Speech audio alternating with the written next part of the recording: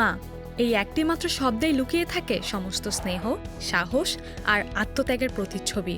আর এবার সেই শব্দই পরিণত হয়েছে এক দুঃস্বপ্নের বিরুদ্ধে লড়াইয়ের প্রতীক হয়ে। আজ জমকালো আয়োজনে মুক্তি পেল কাজল অভিনীত নতুন সিনেমা মায়ের ট্রেলার। पेट में दर्द हो रहा है। সিনেমাটি প্রযোজনা করেছেন অজয় দেবগন। আর এই বিশেষ দিনে মঞ্চে দেখা গেল কাজল অজয়ের ছেলে যুগকেও, যিনি এসেছিলেন মায়ের লড়াইয়ের প্রথম সাক্ষী হতে। ট্রেলারে দেখা যায় কাজল তার কন্যাকে নিয়ে গেছেন এক জঙ্গলের ভেতরে একটি বাড়িতে। এ যেন কোনো অশুভ ছায়ার অধীনস্থ। মা সতর্ক করে দেন, আমার অনুমতি ছাড়া কোথাও যাস না। কিন্তু কৌতূহলী মন একাকী পা বাড়ায় অজানার দিকে। আর সেখানেই এক ভয়ঙ্কর রাক্ষস তাকে টেনে নিয়ে যায়। এমন এক রাক্ষস যার প্রয়োজন শিশুকন্যাদের রক্ত।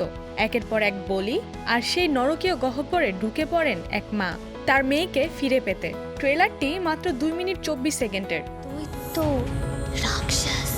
তবু তাতে রয়েছে রক্তহীন করা থ্রিল, পৌরাণিক ছায়া আর এক মায়ের অদম্য সাহসের গল্প। প্রযোজক অজয় দেবগন বলেন, হরর আর হরর কমেডি তো অনেক হয়েছে, কিন্তু ভারতীয় মিথোলজি নিয়ে হরর বানানোর কথা কেউই ভাবে না। অথচ আমাদের ঐতিহ্যে আছে অসংখ্য পৌরাণিক রাক্ষস, শক্তি, বিশ্বাস, সব মিলিয়ে ভয় আর ভাবনার মিশেল। আর কাজলের চরিত্র সম্পর্কে অজয় বলেন, এমন এক মায়ের ভূমিকায়, যিনি যেন দুর্গা স্বরূপ। এই চরিত্রের জন্য কাজলের চেয়ে উপযুক্ত আর কেউ ছিল না।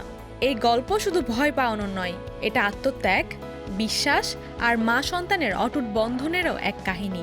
বিশাল রেভান্তি ফুরিয়া পরিচালিত মা মুক্তি পাচ্ছে 27 জুন।